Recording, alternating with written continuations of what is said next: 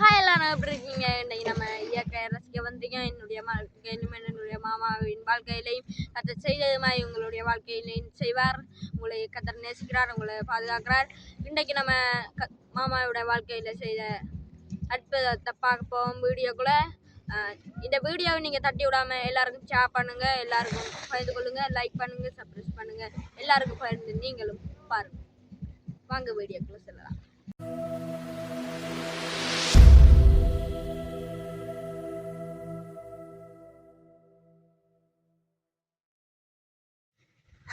கர்த்தருடைய நாமம் பரிசுத்தப்படுவதாக. என்னுடைய வாழ்க்கையில கர்த்தர் பெரிய ஒரு அற்புதத்தை கர்த்தர் செய்திருக்கிறார். என்னன்னு சொன்னால், நாம் ஒன்றுக்குமே பலி இல்லாமல் நாம் ஆற்று தொழில் இதுதான் போகிறோம். நான் அப்படி போய் அண்டை கண்ட ஆடுகை மீன் பிடிச்சிட்டு வந்து தான் வீட்டை எங்களுக்கு சாப்பாடு அப்படியான நிலைமையிலும் கூட. அப்போ நாங்கள் போய் மீன் பிடிச்சிட்டு வந்து தான் வீட்டை சமைச்சு அதை சாப்பிட்டு தான் திருப்பி அடுத்த நாளைக்கும் அதை மாதிரி மீனுக்கு நாங்கள் போகிறோம்.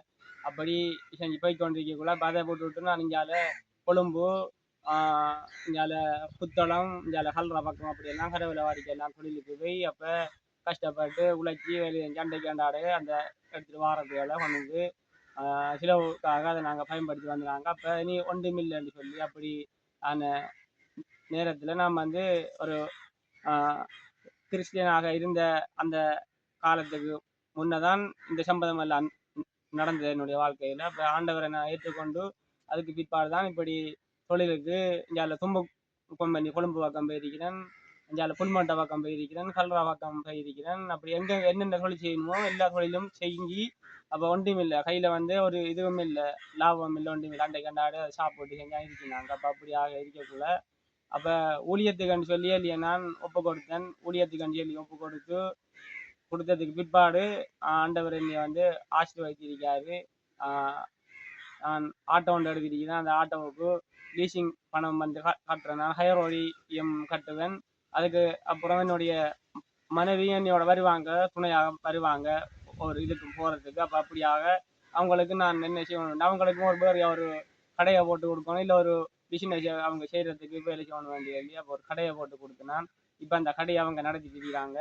அந்த கடையிலிருந்து அப்போ என்னுடைய மனைவியும் அதில் வந்த லாபத்தை சேர்த்து நானும் தொழில் செய்கிற அந்த லாபத்தை எடுத்து ஊழியத்திலிருந்துவான எதிர்பார்ப்பும் இல்லை. அப்படியாக இருக்கக்கூட நாங்கள் இப்போ ஒரு ஆட்டோ லீசிங் எடுத்திருக்கிறேன். இப்போ நான் மாதம் அதுக்கு 40,000 ரூபா கட்டி நான் மாறேன் லீசிங். இது இப்போ இந்த மாதிரி பிரச்சனையும் இல்லை எங்களுக்கு. என்னுடைய வாழ்க்கையை கர்த்தர் ஆசீர்வதிச்சிருக்காரு. அது மட்டுமல்ல, அதுக்கு பிற்பாடு கடையில் சாமான் கடையில் இல்லை. அப்போ குறைவான இதில் ஆக்கள் இப்போ சாமானுக்கு இப்போ கஸ்டமர் வந்தாங்கன்னா அவங்க கேட்குற அந்த சாமான் இல்லை. அப்போ அதனால் மற்ற பக்கத்து கடைகளுக்கு போவாங்க. அப்படியாக இருக்கக்குள்ள கடை பூட்டுற ஒரு நிலைமையில் இருக்கக்குள்ள ஆண்டவர் வார்த்தையில் எலியாவை கொண்டு எப்படி போஷித்தாரோ அதை மாதிரி வெளிநாட்டில் இருக்கிற ரத்னகுமார் ஐயாவை எங்களை ஆண்டவர் கொண்டு காட்டி விட்டாரு. அப்போ பூட்டண்டியில் இருந்த கடைக்கு அவர் 1,20,000 ரூபாய்க்கு சாமான் தந்து இன்றைக்கு அந்த கடையில் போட்டு அதில் நாங்கள் வருமானத்தை லாபத்தை நாங்கள் கண்டிருக்கிறோம். அப்படி ஆண்டவர் என்னைய பயன்படுத்தியிருக்காரு. ஆனால் ஆரம்பத்தில் முன்ன நான் சேர்ச்சிக்கு போகிறதான் பேருக்கு வேலை செஞ்சிருப்பேன். அப்படி ஞாயிற்றுக்கிழமை என்ன சேர்ச்சிக்கு போக மாட்டேன், ரெண்ட வேலையை தான் பார்த்துட்டு இருப்பேன். ஆனால் ஊழியத்துக்காண்டி எப்போ நான் என்னைய ஒப்பு கொடுத்தனோ அண்டையிலேருந்து சேர்ச்சிக்கு நான் வீட்டை நிற்கிறதே இல்லை, சேர்ச்சிக்கு நான் போயிடுவேன். இப்போ நான் ஒரு கிராமத்தில் ஊழியம் செஞ்சுட்டு இருக்கிறேன். கர்த்தரப்படி என்னை பயன்படுத்துகிறாரு. அப்படி ஊழியத்துக்கு நான் போகிறதுக்கு ஒரு நாள் சந்தர்ப்பத்தில் நான் இருக்கக்குள்ள என்னன்னு சொன்னால், ஆண்டவர் இந்த தரம் வாக்குத்தத்தம் என்னன்னு சொன்னால், இதோ புதிய காரியத்தை செய்வேன் என்று சொல்லி. அப்போ அந்த வாக்குத்தத்தம்படி 1ஆம் மாதம் 2ஆம் வாரத்தில் ஊழியத்துக்காண்டி சொல்லி வெளிக்கிறதுக்கான இருக்கக்குள்ள அப்போ ஆட்டோவை பார்த்தேன், டயரெல்லாம் பைத்து அப்போ அடுத்த டயர் இருந்தால் அதை மாற்றுறது பார்த்தேன். சாவி என்னட்டு இல்லை. ஏற்கனவே சாவி ஒரு செட் ஒன்று வாங்கினேன் நான். அப்போ அந்த சாவி செட்டை எடுத்து ஆட்டோவுக்கு போட்டு பிடிக்க பார்த்தேன்னா பிடிபடலை, அந்த நெட் ஒன்றும் பிடிபடலை. அப்போ அதனால் அதை தூக்கி இறங்கி நான் வீணாக சிலவழிக்கு போட்டேன் காசியை, நான் இந்த சாவியை வாங்கினேன் சொல்லி. அப்படி அப்போ எடுத்து அதை வேறையாக தூக்கி இறங்கி விட்டேன், ஒரு மூளைக்குள்ளே தூக்கி இறங்கி விட்டேன். அப்போ அதுக்கு ஒரு நாள் சேச்சிக்காண்டி சொல்லி ஊழியத்துக்காண்டி வெளிக்கிற கூட ஆட்டோவை பார்த்தேன், டயரு இந்த ஆணி ஏறி அப்படி ஃபெச்சாகி போயிட்டு அடுத்த டயரும் பார்த்தேன் போடுறதுக்கு சாவி இல்லை. அப்போ முன்னுக்கு அங்கே ஸ்கூலுக்கிட்ட இருக்க அந்த ஒரு கடை உண்டு, அங்கே போனேன். போக அவங்க கடையை துறக்கிறதுக்கு சுணங்கிட்டு இப்போ டைம் ஆகி கொண்டு இருக்கு. 7 மணிக்கெல்லாம் போகணும், அங்கே 7:30 ஸ்டார்ட் பண்ணுற ஆராதனை. அப்படி அறிக்கக்குள்ள அப்போ திரும்பி வந்து அப்போ பக்கத்து வீட்டுக்கார பொடியன்கிட்ட அந்த அவருடைய சாவி செட்டை வாங்க வேண்டிய அங்கே வாங்க அவர்கிட்ட இல்லை. அப்போ நானே தூக்கி எறிஞ்ச சாவியை ஆண்டவரை நீங்கள் நான் ஆண்டவர் நான் எப்படியா இந்த ஊழியத்துக்கு நான் போகணும் வேண்டிய அப்படி நான் நினைச்சி அந்த சாவியை எடுத்து வேணா வேண்டிய தூக்கி எறிஞ்ச அந்த சாவியை அன்றைக்கு எடுத்து நான் அந்த நெட்டுக்கெல்லாம் போட்டு நான் பிடிச்சேன்னா அன்றைக்கு அந்த நெட்டுக்கெல்லாம் அந்த சாவி வந்து பிடிக்காது. அண்டையிலிருந்து இன்றைக்கும் அந்த சாவியை நான் தூக்கி எறிஞ்ச சாவியை இன்றைக்கும் ஆட்டோவுக்கு முன்னக்குள்ள அந்த டிக்கிக்குள்ள நான் வச்சிருக்கிறேன். அப்படி ஆண்டவர் அந்த ஊழியத்தில் வந்து நீ பயன்படுத்துகிறாரு. இப்போ நாங்கள் ஆசீர்வாதமாக இருக்கிறோம். ஆண்டவர் எங்களை இன்னும் எங்களை ஆசீர்வதிப்பாருன்னு சொல்லி நாங்கள் விசுவாசிக்கிறோம். அப்போ எங்களுடைய வாழ்க்கையில் ஆண்டவர் ஒன்றுமில்லாமல் இருந்த எண்ணிய ஆண்டவர் எடுத்து பயன்படுத்தியிருக்கிறாரு. கர்த்தருக்கு கோடான கோடி நன்றிகளை செலுத்துகிறேன். இப்போ எப்படி உங்களோட கடை எப்படி இருக்கு காட்டலாமா? இப்போ கடையில் இப்போ அந்த முந்திருந்த மாதிரி அந்த ஆட்கள் கேட்கக்கூடிய சாமான் இல்லைன்னு சொல்லி சொல்லக்கூடிய மாதிரி இல்லை. அவங்க கேட்குற சாமான் இருக்குது. இப்போ முதல் வந்து சாமான் வந்து கேட்ட மாதிரில அவங்களோட கடையில் சாமான் அங்கே பக்கத்து கடைக்கு போகணும் சொல்லி போவாங்க. இப்போ அப்படி இல்லை. அந்த ரத்னகுமார் ஐயா அந்த செஞ்ச அந்த உதவியிலிருந்து இப்போ அந்த வாங்கக்கூடிய சாமான் இப்போ கடையில் இருக்குது. அப்போ அந்த ரத்னகுமார் ஐயாவை ஆண்டவர் தான் உங்களுக்கு அவருக்கு தான் அந்த ஆண்டவர் வார்த்தை இருக்குது. எலியாவை ஆண்டவர் அந்த கேரிட் ஆட்டங்கடையில நீ போய் அங்க இருக்கிற அந்த ஓடுற தண்ணியை நீ குடிப்பாய், உனக்கு சாயங்காலமும் விடிய காலமும் உனக்கு இறைச்சியும் அப்பவும் உனக்கு காத்திர வாயில நான் கொடுப்பேன் என்று சொன்னது போல அந்த வெளிதேசத்தில் இருக்கிற அந்த ரத்னகுமார் ஐயா அவர்களுக்கு தெரியாது, எங்களையும் அவருக்கு தெரியாது, அவரையும் எங்களுக்கு தெரியாது. அப்படி ஆக இருந்து ஆண்டவர் அவரை வந்து எங்களை வந்து உதவி செய்யணும் வேண்டிய அப்படி ஆண்டவர் எங்களுக்கு ஒரு வழியை துறந்து தந்திருக்காரு. அவருக்கும் நாங்கள் நன்றிகளை செலுத்துகிறோம். முதலாவது தேவனுக்கும் தான் நன்றி சொல்லணும். எப்படி நீங்க ஊழியத்தில் அழைக்கப்பட்டீங்க? உங்களோட ஊழிய அனுபவம், ஏன் ஊழியம் செய்யணும் என்று வாஞ்ச வந்தது? ஊழியம் என்று சொன்னா ஆரம்பத்துல வந்து சேர்ச்சிக்கு தான் நான் போறேன். அப்ப இங்க வந்து சேர்ச்சி என்று சொல்ற ஒரு இது இல்லை. வீட்டுகளில் அப்படிதான் ஆராதனை பற்றி வர வேண்டிய சேர்ச்சி வந்து கட்டுறதுக்கு ஒரு இதான ஒரு தடையான ஒரு கிராமமாக இருந்தது. அப்போ அதனால ஒரு வீடுகள் இல்லாமல் ஆராதனை நடத்தி செஞ்சுட்டு வார அப்படி அறியக்குள்ள அப்போ எந்த வீட்டையும் நான் வந்து 2 வருஷத்துக்கு ஆராதனை வைக்கிறதுக்கு கொடுத்தேன். நான் கொடுத்து நடத்திட்டு இருக்கக்குள்ள அப்போ அந்த ஜெபம் பண்ணுற அந்த இது வந்து நான் வந்து ஆண்டவரை அந்த மகிமைப்படுத்தி நான் ஜெபம் பண்ண மாட்டேன். நான் என்னையதான் நான் ஜெபம் பண்ணுவேன். என்னை ஒப்பு கொடுக்கறதுக்கு பாஸ்டர் என்னை போடப்படாது, ஒப்பு கொடுக்கறதுக்கு என்னை போடப்படாதுன்னு சொல்லி அப்படி நான் ஜெபம் பண்ணியிருக்கிறேன். ஆராதனை நான் டிவி இணக்கிறதுக்கு அந்த வேலை இணக்கிறது எந்த வேலையை செய்யறதுக்கு தொழிலுக்கு அப்படியா போவேன். ஒரு அந்த ஒப்பு கொடுத்து ஜெபிக்க விடக்கூடாது, அது அதை குறித்து வடிவா சொல்லுங்க. என்ன அது ஒப்பு கொடுக்கணும்னா இப்ப இந்த ஜெபம் வந்து கடைசி இந்த ஜெபிக்க இந்த ஜெபங்களை இந்த பாடிய பாடல்களை எல்லாம் ஒப்பு கொடுத்து அந்த கடைசி ஜெபத்துக்கு ஜெபம் பண்ணுங்கன்னு சொல்லி ஒரு ஆளை ஒப்பு கொடுக்கறதுக்கு அந்த ஜெபம் பண்ணுவாங்க. அந்த இதுக்கு அப்ப நாம் வந்து ஆண்டவரை மகிமைப்படுத்தி அந்த இன்றைக்கு நீங்க என்னுடைய வாழ்க்கையில பெரிய காரியங்களை செய்யணும், இன்றைய நாள் முழுவதும் எங்களை நீங்க பாதுகாக்கணும் வேண்டிய அப்படி நான் ஜெபம் பண்றேன். நான் என்னைய பத்தி ஜெபம் பண்றேன். இன்றைக்கு என்னைய பாஸ்டர் இந்த ஒப்பு கொடுத்து அந்த கடைசி ஜெபத்துல வந்து என்னைய விடப்படாது, ஜெபம் பண்றது விடப்படாது நாம அந்த ஜெபம் அதாவது என்ன ஜெபத்துக்கு சொல்லக்கூடாது, நான் ஜெபிக்க கூடாது, நான் ஜெபிக்க கூடாது, எனக்கு ஒன்றும் தெரியாது. அப்ப நான் மூளைக்குள்ள இருந்துட்டாங்க அதுல ஒரு அரை அந்த அறைக்குள்ள இருந்தான். அப்ப நான் அப்படி ஜெபம் பண்ணி கொண்டு இருப்பேன். ஆனா அப்படி ஒளிக்கு ஜெபம் பண்ணி அந்த வேலை செஞ்ச என்னையே இன்றைக்கு ஆண்டவர் ஒரு கிராமத்தை ஆண்டவர் தந்திருக்கிறாரு ஊழியம் செய்ய சொல்லி. கர்த்தருக்கு தான் கோடான கோடி நன்றிகளை செலுத்துறேன். கர்த்தர் செய்த நன்மைகளுக்காக நன்றி. வேற ஏதாவது சொல்றீங்களா பிரதர்? வேற எதுவும் இல்லை. என்ன ஒரு விஷயம் என்னன்னு சொன்னா, அப்ப என்னட்ட வந்து விசுவாசிகளுக்கு கூட என்னட்ட வழி இல்லை. நாம் அந்த திருமணம் முடிக்க நாம் வந்து பாகர சின்னத்தட்டுமுனை கிராமத்தில் அப்போ அங்கே வந்து எங்களுடைய மாமி எங்களுடைய சொந்தக்காரங்க மச்சம்மாரெல்லாம் அங்கே இருக்கிறாங்க. அப்போ பார்க்குறதுக்கு நடையில கூட நான் அவங்களோட பார்க்குறதுக்கு அப்படியே நாங்கள் எங்களோட வைஃபாக சேர்ந்து எல்லாரும் போயிருக்கிறோம். எத்தனை கிலோமீட்டர் வரும் இங்கேருந்து நீங்கள் அங்கே போகிற நேரம்? 6 கிலோமீட்டர் தூரம் வரைக்கும். அங்க நடந்து போற. அப்ப அதுக்கு பிறகு அப்ப சொந்தக்காரக்கிட்ட போயிட்டு உங்களோட புஷ் வசிக்கிறதாங்க நான் இப்படி போயிட்டு வாரணுன்னு சொன்னா கூட தரமாட்டாங்க, பழுதாயிரும், அவங்களும் அங்கே இங்கே போகணுவான்னு சொல்லி. அப்ப அதனால தரமாட்டாங்க.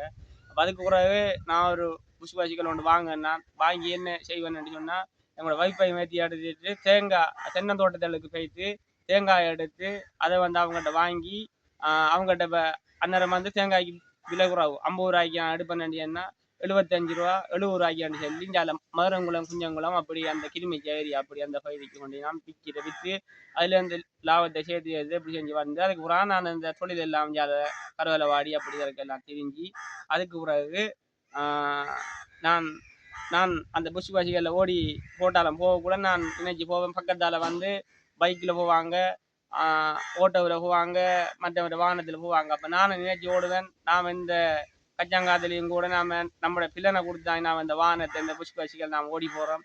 நாம் சொந்தமாக எப்போ நான் வாகனம் எடுக்க போகிறோம். ஆனாலும் நானும் அவங்களோட கண் பார்வைக்கு நானும் சொந்தமாக வாகனம் எடுத்து ஓடுவேன் என்று சொல்லி அந்த எண்ணம் அந்த ஏக்கம் எனக்கு இருந்தது. ஆனால் நான் முதல் வந்து ஒரு பிரஷ் கப்பு சைக்கிள் ஒன்று எடுத்தேன். 75,000 ரூபா கொடுத்து ஏறாவூரில் போய்த்து எடுத்தேன். அதுக்கு பிறகு செவனப்பட்டி அண்டி சொல்லி இங்கே பொருளாதார சைட்டில் போய்த்து எம்டி இந்த 90 ஒன்று ஜப்பானில் இறக்குமதியான சைக்கிள் 2,80,000 ரூபா அது லீசிங்கில் போட்டு எடுத்தேன். அப்போ அதை நான் சொந்தமாகி புத்தகத்தை கையில் தந்து அதுக்கு பிறகு அந்த பைக்கை விற்று ஒரு ஆட்டோ ஒன்று எடுத்தேன், கருப்பு ஆட்டோ ஒன்று எடுத்தேன். எடுத்து அதையும் 2 வருஷத்துக்கு ஓடி போட்டு அது கொஞ்சம் இந்த தட்டு வாங்கி போனதால திருப்பி இன்னொரு ஆட்டோ ஒன்று எடுத்துருக்கிறேன். அப்போ இத்தனைக்கும் எடுக்கிறதுக்கு எனக்கு பெரிய உதவி செஞ்சது நான் வணங்குற என்னுடைய ஆண்டவர் தான், இயேசு தான். ஆனால் அவர் தான் இதுக்கெல்லாம் துணையாக இருந்து எங்களை இன்றைக்கும் ஆண்டவர் எங்களை போஷித்து எங்களை அவர் பலி நடத்துகிறாரு. அவருக்கு தான் கூடான கோடி நன்றியெல்லாம் செலுத்தணும். இப்படி போக்குல எல்லாம் இந்த சைக்கிளில் போக்குலாம் ஒரு நாளும் ஆக்சிடென்ட் விபத்துகளுக்கு முகம் கொடுத்தது இல்லையா? அப்படி 2 தடவை கொடுத்துருக்கிறேன். புது சைக்கிள் தான் வாங்கினா 9,000 ரூபா நேரம் துமாலா சைக்கிள் வாங்கி எடுத்துட்டு சட்டமன்றக்குள்ளே எங்களோட மகனை அவருக்கு 5 வயசு இருக்கும் அவரை முன்னுக்கு வச்சு வைப்பை பின்னுக்கு வச்சு தேங்காய் ஏற்றி எடுத்துட்டு வரக்குள்ள முன்னுக்கு ஏற்றிட்டு போன அவர் காலை விட்டு அப்படியே கால் அவருக்கு அப்படி அந்த பின் அந்த இது அப்படியே அப்படி குதி அப்படியே போனது. ஆனால் குதியில இருந்தவான சேதமும் இல்லை, இருந்தவான காயமும் இல்லை, இருந்தவான தழும்பும் இல்லை.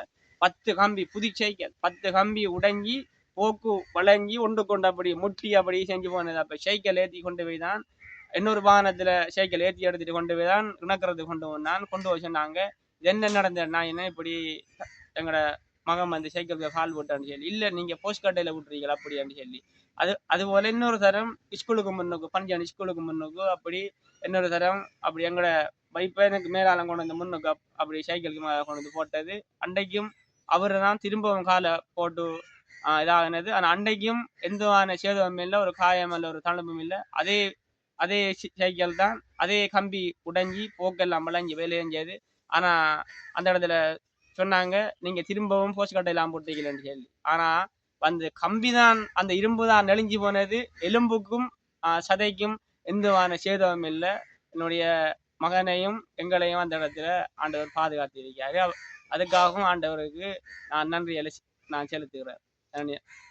உங்களுக்கு தெரியுமா ப்ரோ, வேதத்தில் 58வது அதிகாரம் 11வது வசனம் சொல்லுது, எலும்புகள் நினமுள்ளதாக்கும். அது வந்து ஸ்ட்ராங், அவ்வளவு ஸ்ட்ராங். நீங்கள் சொல்கிறது கேட்கக்குள்ள சில வேளை அது சாதாரணமான ஒரு விஷயமா இருக்கலாம், அனுபவிச்சு உங்களுக்கு தெரியுமே.